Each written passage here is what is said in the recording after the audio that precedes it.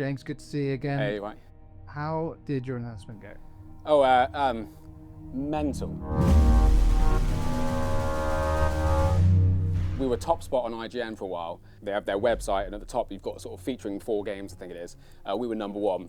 You know, the games we were next to with their budgets, it's amazing that we're up there, but that happened.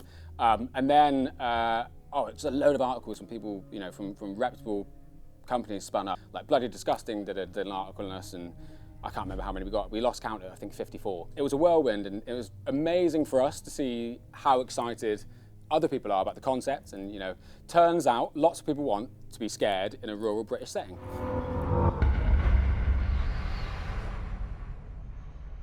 It's been described as Lovecraftian Jurassic Park, and it's also been described as Silent Hill meets rural British setting.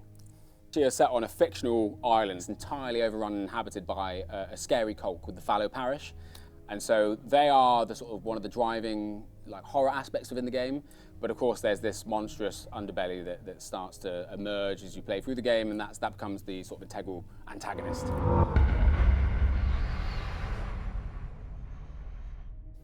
So primarily, the game's narrative and the themes explored within the game, they're very dark. We are both excited and sort of proud internally that we're making a game that isn't catered to everyone. This is a game that, as I say, is very dark, and it's something that we want to make. We've wanted to see realised for a long time. Other than that, big fan of the first-person horror genre. We're looking to I wouldn't say redefine, we're looking to really build on that formula. So for example, we're wanting the player to have a lot of agency, where they go, when they go there, that's important to us. But also just generally speaking, how they traverse. Take climbing, for example. We are building systems to make climbing more stressful for the player. And you know, we want to respect the player's time and skill check them as often as possible. So when you're climbing, for example, you control your left and right arm. You know, left trigger, if you're using controller, is your left arm, right trigger is your right arm. And we make the player hold. You know, you've got to hold onto those ledges, and you've got to hold that trigger down. And you have to find and you know, explore and find your next grip and whatnot, and navigate up, you know, steep surfaces. Now, the reason I mention this, that might sound, who cares, but you mix that with horror, and you know, let's say you're being chased, these suddenly become quite stressful circumstances, and so that's what we're really excited about. And similarly, you know, walking across a plank, we don't just let someone walk across the plank, they've got balance, you know, and there might be variables that make that harder, and again, being chased, you can sort of see where I'm going. So it is a fresh take on first-person horror, is what I'd say.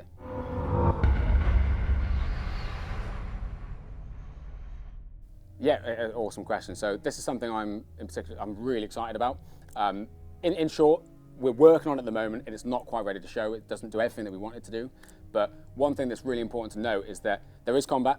We do not want to make a game that is a power fantasy, so the balance is really delicate. I was inspired by games such as DayZ, and I know it's funny to mention because it's a multiplayer game, different genre.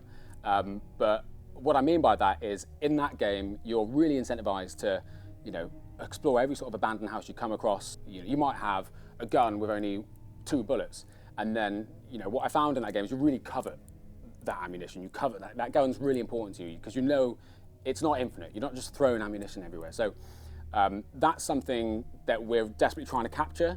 And also, this is a Lovecraftian game, and I might have mentioned beforehand even that we don't want guns and ammunition to answer all your problems. And in fact, when you use them, we're trying to work on a system whereby it's not necessarily always an advantage. But yeah, certainly it's not ready to show yet, but there is combat in the game for anyone interested.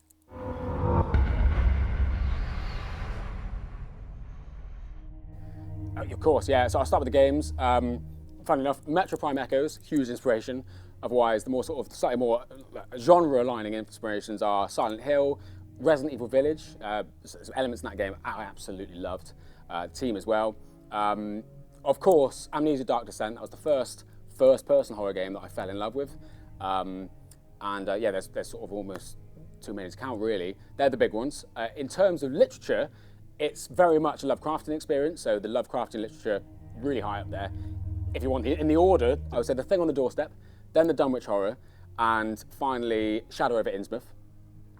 Otherwise, other than that, you know, the works of August Derleth, and just all sort of cosmological horror is kind of, you know, there's a lot of the works. You know, film-wise, I could go on a long time as well. So Robert Eggers, Ari Aster, there's a long list, yeah.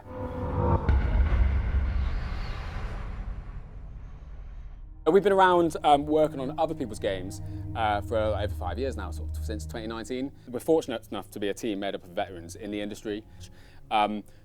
We cannot compete with the likes of those big AAA developers with their hundreds of millions in budget. But what we can do is compete with raw passion and skill in our team. While they're busy talking about season passes and monetization, what we do is we're trying to say, hey, gamers, we're just like you. We love what we do. Would you like to see a game that's created from people who just desperately want to create that game? If so, follow us. That's kind of how I describe internally Vertpaint games to people.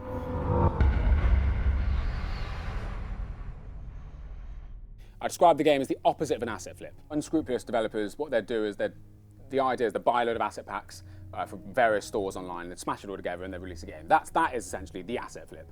The reason we say we're the opposite is because we really, really care about everything that goes into our title, and we spend far too much time, effort, and money on making sure the authenticity of what we're trying to capture is there. So not only do we source all of our own scan data, every inch of the game has been poured over and handcrafted to hit these sort of really high standards that we set for ourselves. So when we say we're the opposite of an asset flip, that is essentially what we're referring to, the love that goes into everything within the game. And that is something that proof has got to be in the pudding. So we are committed to now starting to show more of the behind the scenes development content. And if anyone's interested, please join our Discord. Unfortunately, I'm in there all the time, but there's far more interesting people than myself. Chanel, our community manager, and ask any questions you have. We're going to start. This is really, the purpose of this is the catalyst of us starting to share more content with the world. And so, if you can come join our Discord, you'll find out, and ultimately, the audience will decide. It's something I'm very confident about, but we'll see. But it's mad. The game's looking crazy.